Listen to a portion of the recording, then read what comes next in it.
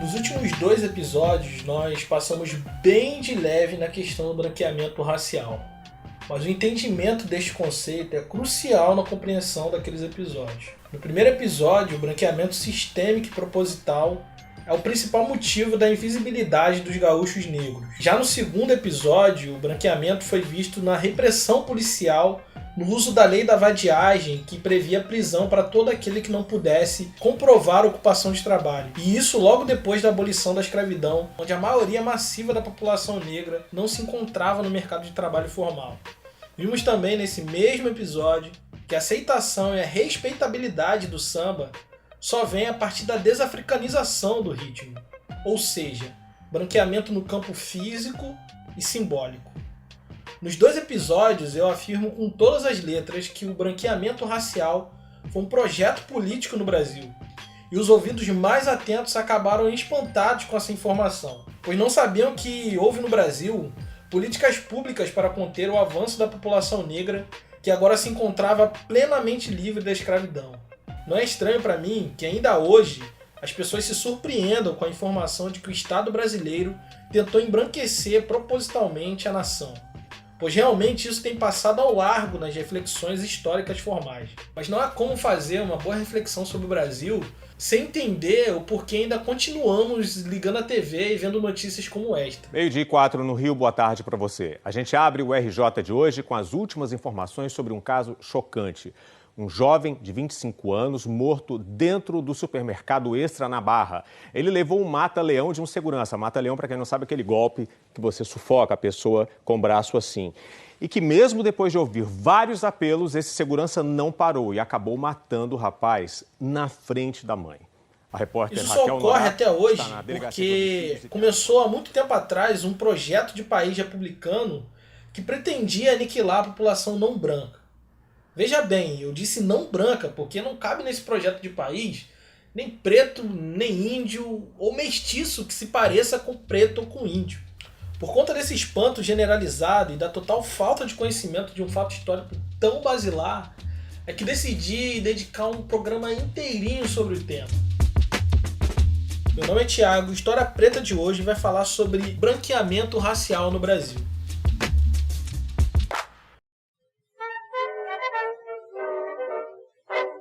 Do início do século XIX até o final dele, a questão "o que vamos fazer com esse monte de negros?" permeou todas as esferas da elite nacional. Esse debate está presente em forma de projetos detalhados e sugestões a governantes. Os livros publicados no período deixam escapar a inquietação dos homens de bem do Brasil em regulamentar uma transição que fosse lenta e gradual do trabalho escravo para o trabalho livre, de modo que as relações entre os senhores escravos ficassem um pouco mais brandas. É bom lembrar que durante os anos que antecederam a abolição da escravidão, o número de negros e mestiços livres era maior que o da população escrava na maioria das províncias do Brasil. Nesse período, o Brasil representa uma sociedade escravista com o maior número de pretos e mestiços livres. Dados demográficos ainda são um pouco incompletos, mas estima-se que no início do século XIX, o Brasil tinha em torno de 406 mil negros livres para um pouco mais de 220 mil negros escravizados. Esse número viria a chegar a expressivos 4 milhões de negros e mestiços livres, segundo o censo de 1872.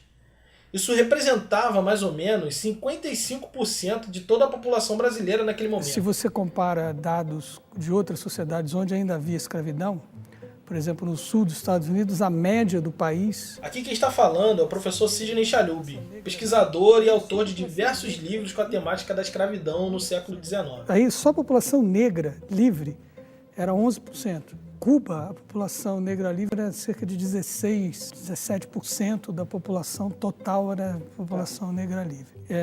Mas o controle social da escravidão é variado, quer dizer, então no sul dos Estados Unidos, a alforria certamente não era tão importante para o controle dos senhores quanto era no Brasil. Em compensação, os escravos norte-americanos tinham, tudo indica, né, um padrão de vida muito melhor do que os escravos brasileiros. Mas mesmo sendo tão numerosos, os negros livres continuavam a sofrer com uma série de sanções legais impostas por uma sociedade ainda escravocrata, impregnada com costumes de racismo antinegro.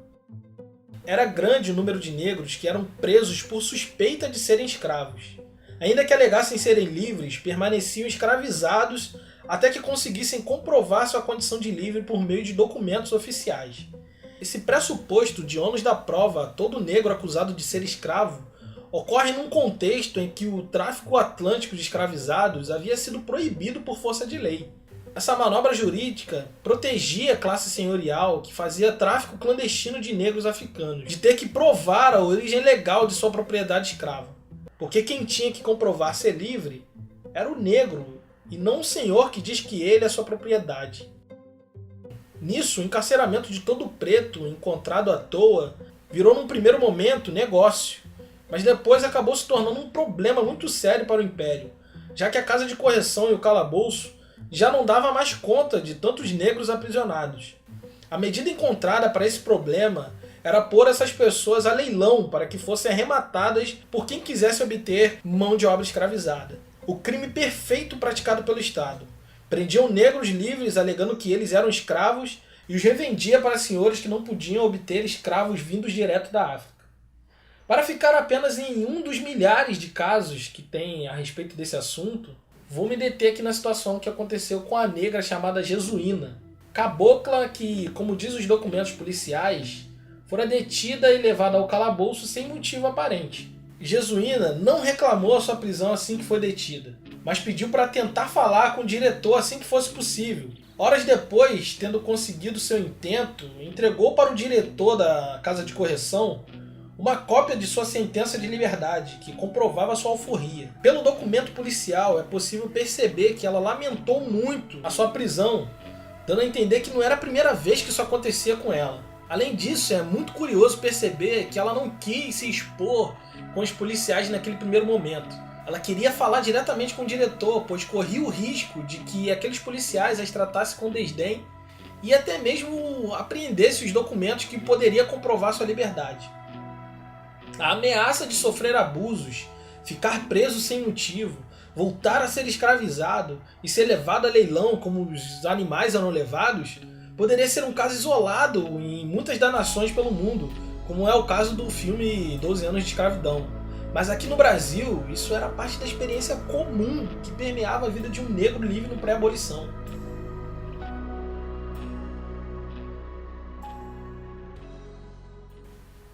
O crescimento exponencial da população negra livre, as sucessivas revoltas e levantes da população escrava suscitavam um verdadeiro pavor na pequena elite branca que comandava o país.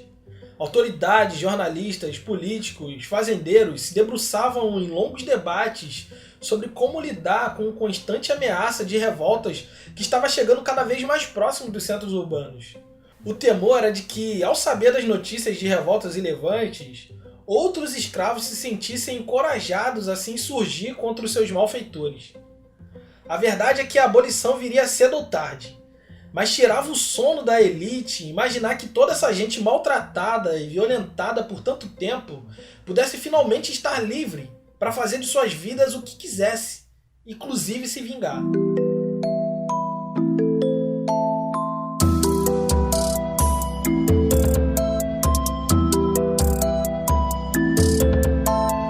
O sucesso da revolta escrava de São Domingos, também conhecida como Revolução Haitiana, ainda pairava no imaginário da população branca como a pior coisa que pudesse acontecer a eles.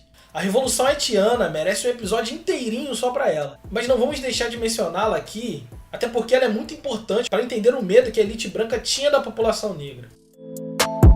São Domingos, hoje conhecido como Haiti, era uma colônia francesa que tinha uma população livre que girava em torno de 40 mil pessoas, em sua maioria branca, que exercia um domínio extremamente violento sobre uma população escrava de mais ou menos 450 mil pessoas. Esse sistema escravista, violento ao extremo, gerou diversas reações em forma de revoltas e levantes, que foram rapidamente suprimidos. Mas em 1891, negros escravizados e livres, influenciados pelos ares da Revolução Francesa, iniciaram um levante que se tornaria a mais importante revolução nas colônias europeias na América. O ideal de igualdade entre os homens inspirou escravizados a lutarem por sua liberdade e negros livres a lutarem por igualdade entre negros e brancos. liderados por Toussaint Louverture, os negros haitianos acabaram com a escravidão e tornaram a ilha de São Domingos independente e fundaram a primeira nação livre governada por ex-escravos.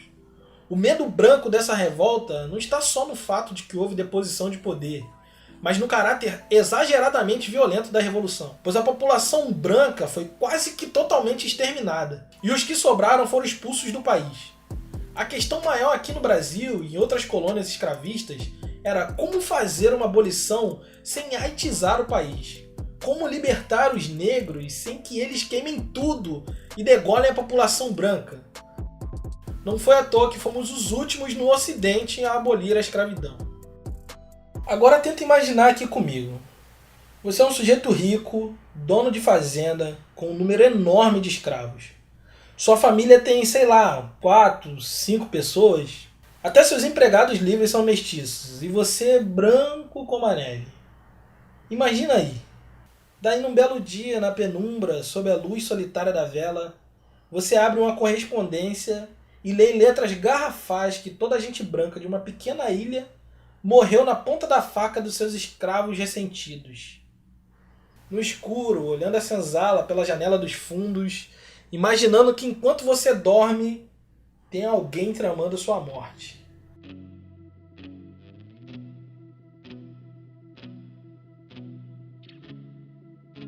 Frente a esse problema de inversão da ordem social e política, pautado pela vingança generalizada de sujeitos maltrapilhos e violentados contra brancos, abastados e bem-nascidos, a elite se borrou nas calças e produziu escritos e discursos que ajudaram a moldar o imaginário coletivo daquela sociedade profundamente desigual, dividida basicamente entre minoria branca e proprietária e uma grande maioria não branca e não proprietária.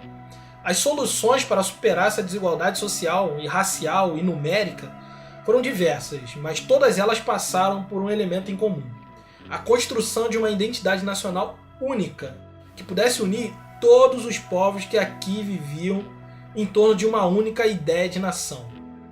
O medo descontrolado que os brancos da elite tinham da população negra foi um dos motores de resistência à abolição da escravidão. Mas por fim, a escravidão terminou em 1888, nos tornando a última nação do Ocidente a abolir a escravidão. E levou de reboque quase que simultaneamente o Império e a monarquia. E agora nascia nesse mesmo solo o Brasil republicano.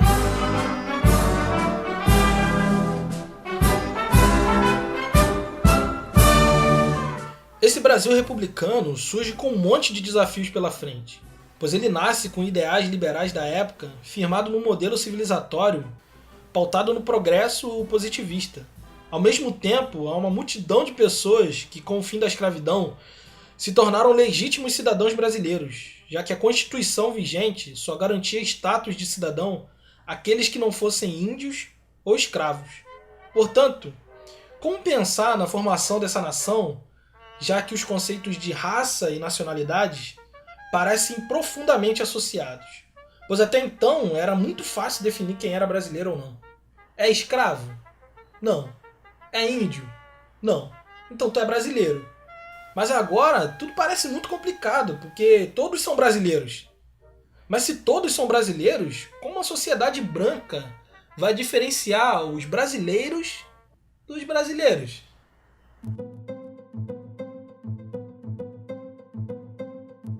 E é justamente nessas questões e desafios que vão surgir a necessidade dessa sociedade branca de definir teorias e representações para dar conta de hierarquizar a sociedade, mantendo o status quo de antes, mesmo que num novo conceito de país. Pois, se não há mais escravidão que diferencie quem é que manda de quem é que obedece, o Estado precisa promover algo que mantenha a ordem social já conhecida. É na ciência que o Brasil vai se agarrar para iniciar seu trabalho rumo ao desenvolvimento nacional. Mas veja bem, não são os estudos sociológicos ou históricos que vão aportar nessa jovem república. Aqui o que vai fazer a cabeça dessa elite branca são os modelos evolucionista e de darwinismo social que foram populares na justificativa dos domínios imperialistas da época.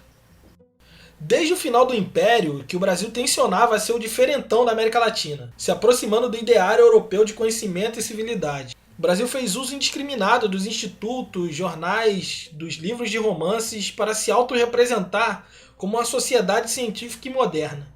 Porém, na realidade, o que se valoriza aqui não é tanto o fomento de pesquisas originais para gerar avanço tecnológico e científico, mas sim uma espécie de moral fajuta, sabe? Pautada na pseudociência. Tanto é que se consumia mais manuais e livros de divulgação científica do que as obras e relatórios originais. A moda cientificista entra no país por meio da literatura e não da ciência mais diretamente. Romances naturalistas vão fazer muito sucesso nesse período. Os personagens vão ter características determinadas pelo ideário do darwinismo social e apenas vão reforçar teorias científicas duvidosas. Duas correntes deterministas e positivistas vão ser muito populares nesse Brasil republicano. Uma delas é a escola determinista geográfica, que dizia que o desenvolvimento cultural e econômico de uma nação seria totalmente condicionado ao lugar que ela se encontra. Lugares quentes ou de climas tropicais seriam naturalmente menos desenvolvidos que lugares frios e de clima ameno. Obviamente, esse sistema de conhecimento não fez muito sucesso por aqui, pois não há a mínima possibilidade de arrancar o Brasil do mapa e levar ele para outro canto do globo. A outra escola de pensamento é o já mencionado darwinismo social, ou teoria das raças, que seria uma corruptela da teoria evolutiva original de Darwin. Originalmente, ela postulava que raças humanas estariam divididas em ordens de importância, e naturalmente uma seria melhor que a outra. O branco era melhor que o amarelo, que é melhor que o vermelho, o indígena, né? E o negro é pior do que todo mundo. As características tinham um fim em si mesmo, ou seja, qualquer tipo de mistura ou miscigenação era entendido por essa galera como um erro, pois o resultado seria pior do que as características originais. O objetivo dessa escola de conhecimento era bem claro: enaltecer a existência de sujeitos ditos puros e postular que a mestiçagem era sinônimo de degeneração tanto racial como social. Então, quando o nosso vice-presidente diz coisas parecidas como esta... Temos uma certa herança da indolência que veio da cultura indígena. Eu sou indígena, minha gente. Meu pai era amazonense. Tá? E a malandragem, Edson Rosa, nada contra, viu? Mas a malandragem que é oriunda do africano. Então, essa é o nosso cadinho cultural. Infelizmente, gostamos de mártires, de líderes populistas e dos macunaímas. Nós carregamos dentro de cada um uma herança cultural tripla. Nós temos a herança cultural ibérica, que é a do privilégio e da sinecura. Todo mundo quer se dar bem. Temos a herança cultural indígena, que é da indolência. É o índio deitado na rede e a mulher cavando lá, carregando o filho. E temos a herança cultural africana, que é a da magia. Vai dar certo, vai dar tudo certo. A molemolência, o samba, nós somos melhor, a embaixadinha. Você pode acreditar que isso não vem do nada. É o racismo que postula que nosso fracasso social advém das péssimas características dos elementos não brancos que compõem a nossa sociedade. Esse tipo de pensamento deu origem ao que conhecemos como eugenia, que em livre tradução seria algo como bem-nascido. O objetivo da eugenia era o melhoramento da sociedade através do bom cruzamento genético. Todas as mazelas sociais eram encaradas como um problema racial. Alcoolismo, roubo, prostituição, deficiências físicas ou mentais, tudo que aquela sociedade entendia ser algo ruim era atribuído ao caráter genético e logo racial.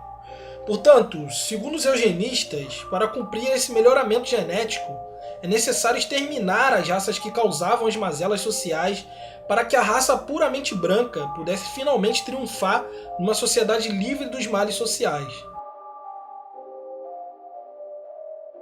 Daí vão ter várias abordagens para conseguir esse objetivo. O nazifascismo alemão, por exemplo, decidiu que exterminaria de fato aqueles que consideravam inferiores. E o resultado foram milhares de judeus, negros, ciganos, homossexuais, deficientes físicos, entre outros grupos sociais, mortos em câmaras de gás nos campos de concentração. Como tudo no Brasil acaba sempre abrasileirando, a doutrina eugênica não foi uma exceção a essa regra. porque por aqui ela passou por significativas modificações conceituais, para que coubesse na nossa realidade profundamente miscigenada. Ou seja, deram um famoso jeitinho brasileiro na parada. Em 1911, o governo brasileiro envia o cientista Batista de Lacerda como delegado representativo para o Congresso Universal de Raças, que estava sendo realizado em Londres. Foi lá que o sujeito expôs oficialmente o ideal eugenista tipicamente brasileiro, que dava conta das nossas contradições. Porque para Lacerda, a mistura de raças no Brasil não era um problema em si. Na verdade, era a nossa única solução. Ele e alguns outros membros da classe científica brasileira acreditavam que se o Brasil introduzisse cada vez mais o elemento branco na composição geral da população, em até 3 gerações ou 100 anos, o Brasil seria totalmente branco e eliminaria de vez a raça negra da sociedade. No Congresso, ele defendia a ideia de que o Brasil não se igualava às republiquetas vizinhas, e que ao contrário delas aqui reinava a ordem. Explicou que a mestiçagem no Brasil teria caráter transitório e benéfico, pois sua característica principal seria não deixar rastros ou pistas. Além disso, ele apresentou a experiência brasileira como alternativa até mesmo aos Estados Unidos. Pois se lá o pós-abolição é marcado por violência e separação através das leis raciais, aqui a coisa foi muito mais harmônica e pacífica, já que não existe preconceito de cor nas letras frias da lei. Segundo esses homens da ciência, o branqueamento racial, portanto, se torna a nossa melhor saída para resolver os problemas sociais da nação brasileira. Esse branqueamento vai operar tanto no campo físico, com o efetivo branqueamento da pele através da miscigenação, como também no campo simbólico, através da demonização de tudo que é a manifestação cultural de origem negra. E aí eu uso muito como referência um pensador que eu acho muito potente, mas que está meio esquecido, deveria ser mais utilizado, que é o Frantz Fanon. E esse aí você já deve conhecer. É Luiz Antônio Simas, historiador e pesquisador sobre cultura negra no Rio de Janeiro. E aqui ele vem dar mais uma vez os seus 20 centavos para o podcast História Preta. Que talvez tenha sido o primeiro grande pensador, né, da descolonização, pensador pós-colonial. E o Fanon dizia que o racismo ele não opera só, né, na instância mais imediata da cor da pele. O racismo opera vigorosamente no campo do simbólico. E a operação simbólica do racismo consiste em você depreciar todas as referências culturais daquelas culturas que você quer submeter. E o Fanon ia além. Ele disse que a grande vitória do projeto do racismo era você convencer a vítima do racismo que de fato a cultura dele é uma cultura inferior. No campo mais físico da coisa, o melhor jeito que o governo brasileiro encontrou de resolver esse problema foi imigrando o máximo de europeus brancos que conseguia para ocupar os postos de trabalho deixados pela antiga mão de obra escrava. A verdade é que o assunto imigração já vinha sendo discutido desde o Brasil Império, mas é aqui, no início da República, que ela se torna uma política pública relevante. O fluxo imigratório aumentou consideravelmente e já na primeira década da República chegou ao Brasil mais de 1 milhão de estrangeiros, com sua esmagadora maioria vinda da Europa, mais especificamente da Itália. O Brasil vai investir pesado em propaganda nos países europeus para atrair novos imigrantes. A Lei da Imigração de 1890 vai prever pagamento em quantia de dinheiro para conceder terras, cobrir gastos com sementes, material de trabalho e mantimentos para sustentar a família estrangeira por até 9 meses sem preocupação. Além disso, sinalizava o compromisso do governo com obras de infraestrutura, como estradas que levassem até estações ferroviárias e pequenos centros comerciais mais próximos. A ideia do governo era pôr em prática os ideais de teoria racial e assimilar culturalmente todos esses imigrantes desejáveis, para que eles, se misturando e prosperando economicamente, pudesse tornar o Brasil o mais branco possível. Em contraponto a isto, os nacionais livres, negros, mestiços, agora libertos, saíram da condição de escravidão, analfabetos, sem dinheiro e sem assistência do Estado para ser reinserido no mercado de trabalho livre. Os imigrantes negros e até mesmo os asiáticos, num primeiro momento, vindos de onde fossem, eram impedidos de entrar no país por força de lei. O Brasil deixava bem claro que tipo de imigrante era o ideal para a conquista dos seus objetivos nacionais. Che paura. Ma che medo? Medo di che, Giuliana? Un altro paese, altra gente, altra língua. Ma língua si apprende. E poi è un paese nuovo, com pouca gente para trabalhar na terra. Olha, terra tanta. E dizem que lá encontra amor assim, né? E molti serpenti. Mas serpente nós matamos.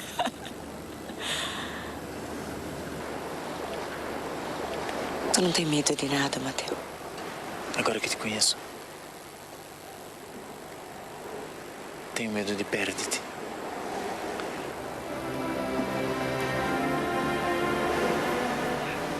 Para quem não sabe, isso que acabamos de ouvir é o diálogo entre o Matteo e a Giuliana no primeiro capítulo da novela Terra Nostra. Se você tem menos de 28 anos, talvez você não lembre muito bem dessa novela. Mas essa novela foi ao ar em 99 e foi um absoluto sucesso de audiência. Além de consolidar de vez no imaginário do brasileiro esse italiano peculiar que só é falado nas novelas da Globo, a novela retrata a história de Matteo e Giuliana.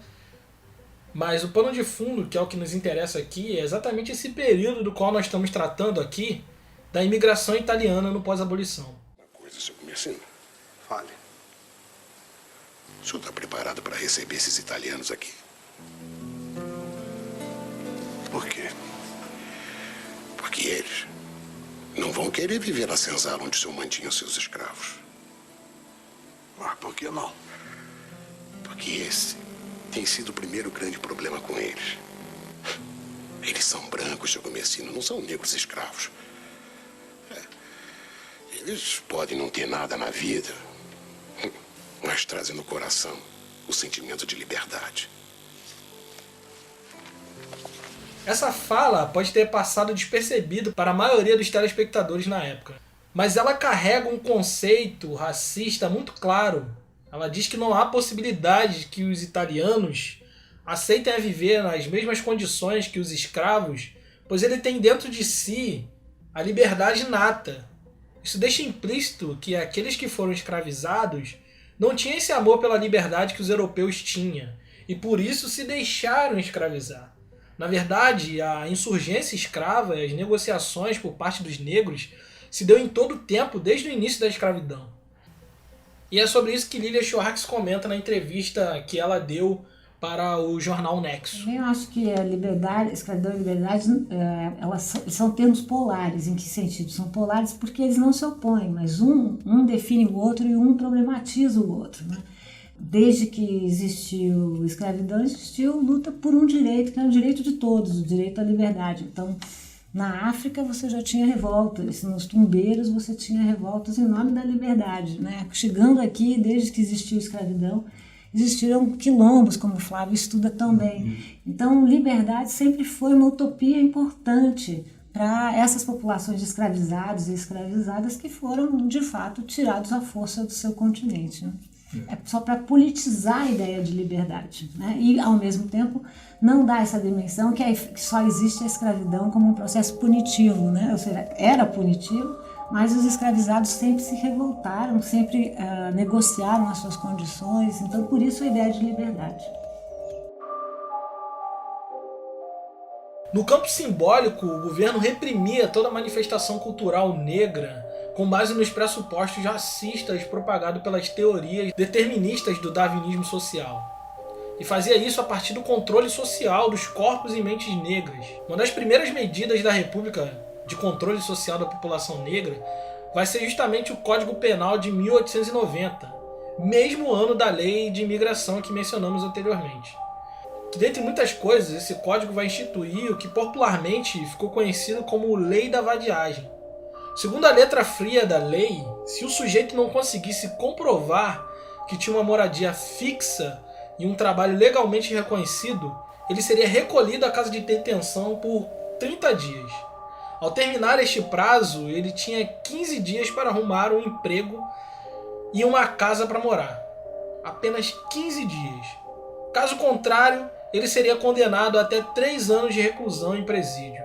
Essa lei tinha endereço certo, e os legisladores não quiseram disfarçar nem um pouquinho isso. O título do capítulo que fala sobre essa lei se chama Dos Vadios e Capoeiras. e eu dou um doce para quem adivinhar quem eram os que praticavam capoeira e quem é que estava sem emprego logo depois da abolição. O maior acervo que a gente tem de arte sacra afro-brasileira pertence ao Museu da Polícia Militar do Estado do Rio de Janeiro. E foi um acervo que a Polícia Militar montou através, na Rua da Relação, né? E não está ainda todo disponibilizado, não. Eles dizem há anos, né? Eles dizem há anos que eles vão disponibilizar isso. Mas é um acervo montado em cima de décadas de invasão de terreiro, de apreensão de objeto sagrado, né? De indumentária de orixá, de enquice, de vodum, de encantado e etc. É interessante perceber que o encarceramento em massa da população negra é um crime quase que perfeito, porque o Estado liberta os negros e os larga no mundo sem emprego e sem moradia, para logo em seguida sancionar uma lei que prende os que não têm emprego nem moradia. A lei da vadiagem vai durar muitos anos, e o Código Penal que a instituiu dava autonomia para a força policial interpretar à sua maneira quem era e quem não era vadio. Jogar capoeira, organizar bloco carnavalesco, tocar samba no boteco, estar vestido com roupas ritualísticas, tudo isso poderia ser enquadrado como crime de vadiagem e estaria sujeito à detenção. Simplificando bem a coisa, toda manifestação cultural pública da população negra vai ser encarada como vadiagem ou capoeiragem. E a partir daí que vai ser construído no imaginário coletivo a ideia de que os negros são preguiçosos, vagabundos e não dão para o trabalho. Foram décadas a fio construindo a imagem de que se o negro não tem emprego é por sua própria culpa, por ele não se esforçar o suficiente para consegui-lo. Além do encarceramento em massa e a substituição do trabalhador negro pelo branco europeu, essa turma eugenista pôs em prática um plano de higienização que encarava o negro degenerado como parte da sujeira e da falta de saúde que assolava esse Brasil que pretendia se modernizar. O Rio de Janeiro, capital da República, ainda era uma cidade colonial. Faltava saneamento básico e a ocupação da cidade era desordenada. O fim da escravidão e a consequente substituição do trabalhador negro no campo fez com que muitos emigrassem da zona rural para a capital. O resultado foi a formação de casebres e cortiços, localizado na região central do Rio, que ficou conhecido como Pequena África. Os velhos cortiços eram considerados o principal motivo do atraso. A representação clara de um passado a ser combatido e um mal a ser extirpado em nome da pretendida limpeza dos novos tempos e dos novos ares renovados de um novo modelo civilizatório. Daí a campanha cívica pela derrubada do maior de todos eles, o Cabeça de Porco. Composto por um labirinto de casebres, cocheiras, estábulos, pocilgas e galpões, situado na rua Barão de São Félix, era o coração de Pequena África. Classificado pela imprensa como um esconderijo de capoeiras e assassinos, mundo de imundície, atestado negativo da nossa civilização e do nosso bom senso em matéria de higiene, o local abrigava em torno de 2.000 moradores, a maioria deles negros e mestiços, gente que engrossava a legião de estivadores, pedreiros, serventes, costureiras, ambulantes, doceiras, lavadeiras, prostitutas, rezadeiras e até mesmo os desempregados em geral da cidade. Às 7 da noite do dia 26 de janeiro de 1893, um batalhão de infantaria com soldados armados de fuzil, carabinas e mosquetões ficou encarregado de iniciar a ação, cercando o lugar e impedindo qualquer pessoa de romper os cordões de isolamento. Forças policiais auxiliares infiltraram-se pela retaguarda, depois de se embrenhar nas matas quase virgens do Morro da Providência. Por volta das 9 da noite, cerca de 150 homens, funcionários da Prefeitura Municipal municiados de marretas, alavancas e pés de cabra, obedeceram à voz de comando e avançaram contra o alvo. Em meia barulheira na escuridão, homens, mulheres, crianças, antes abrigados em suas pequenas casas, corriam pelas vielas tentando salvar um ou outro pertence ou algum tipo de coisa valiosa. colchões, alguns poucos móveis, trouxas de roupa, qualquer tralha de cozinha, qualquer coisa. Na manhã seguinte, sob o sol de verão carioca, foi possível constatar o tamanho do estrago. Nada escapou da demolição. Restou no local apenas uma montanha poeirenta de entulho. Foi um verdadeiro espetáculo, definiu um dos jornais de maior circulação na época, o País. A impressão moral daquele feito era como se os golpes ruidosos, em vez de rolarem pedras, rolassem crenças, rolassem tradições. Continuou o mesmo jornal. Outra publicação, O Tempo, foi mais explícita. Metemos uma lança em África, espostejando o cabeça de porco. A imprensa foi unânime em glorificar a medida civilizatória imposta à paisagem da cidade. A maioria dos 2.000 moradores não viu outra alternativa senão resgatar algumas tábuas ali entre os destroços do velho cortiço. Sem ter onde morar, acabaram subindo o Morro da Providência e fazendo lá os seus barracos. Processos similares de remoção e demolição de uma série de habitações populares segregariam outros pobres da cidade morro acima. Além da Providência, os morros do Santo Antônio, São Carlos, Borel, Formiga, Macaco, Mangueira e até mesmo Salgueiro viveriam o mesmo processo de ocupação desordenada, com a implantação de barracos sem nenhum arruamento definido, sem água, sem esgoto e sem luz. Agora pensa comigo, você é um sujeito negro, nascido livre, e percebe que tudo que você faz ou tenta fazer parece ter um destino trágico de não dar certo. Sua cor lhe nega acesso a estudo, a emprego regular e a moradia digna. Ser negro te impede de ter o mínimo, água, luz, esgoto. Se houvesse uma oportunidade de não ser negro, você seria? Como se orgulhar de ser negro se quando você abre os jornais o que se lê é o quanto você é degenerado e incapaz de ser educado? Não seria melhor, mais fácil, se fosse branco? Entenda, a ideia de que ser branco ou coisas de origem branca é melhor não veio do nada. Foi uma política de Estado incutir na cabeça do brasileiro que ser branco e apenas branco era o mais desejável. O Estado brasileiro efetivamente tentou exterminar a população negra e mestiça por décadas a fio. E até hoje nós, mestiços e negros, lutamos para reforçar que somos lindos do jeito que somos. Lutamos para que nossas crianças não pensem que para vencer na vida precisa ser 2 vezes melhor. Vivemos de lembrar e relembrar que nossa cultura tem valor sim, que os nossos ancestrais foram pessoas decentes e que apesar de toda a sabotagem do Estado brasileiro, permaneceram vivos e só por isso conseguimos chegar aonde chegamos. Esse podcast é um pouco disso. É luta, é resistência e também é um pequeno esforço para reverter as vozes que por mais de 4 séculos vêm nos dizendo que não prestamos para nada. Voltando aqui de novo, agora sem edição e sem roteiro, para te dar alguns recadinhos bem rápidos.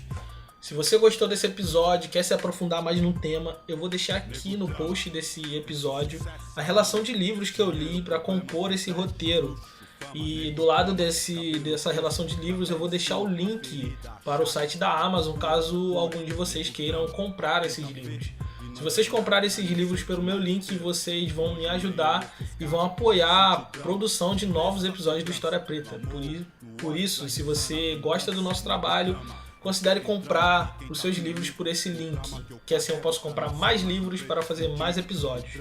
Outro recadinho que eu quero te dar é que os comentários dos historiadores que foi utilizado nesse episódio não foi entrevista dadas exclusivamente para mim e para esse episódio do História Preta. Então, na verdade, são entrevistas que tem canais de YouTube e eu vou deixar aqui também o link de cada canal e cada entrevista na íntegra para quem quiser ver ela inteira, as entrevistas inteiras, vou deixar aqui também o link. E um último recado é, nos siga nas redes sociais, nós usamos só o Instagram e o Twitter, Nas 2 redes sociais nós somos o @história_preta. Então se você quiser comentar sobre esse episódio, nos dar feedback, apontar algum erro que tenhamos cometido, lá nas nossas redes sociais, tanto no Instagram e no Twitter. Beleza? Então até a próxima e tchau! Sou exemplo de vitórias, trajetos e glórias. O dinheiro tira um homem da miséria, mas não pode arrancar de dentro dele a favela. São poucos que entram em campo pra vencer. A alma guarda o que a mente tenta esquecer.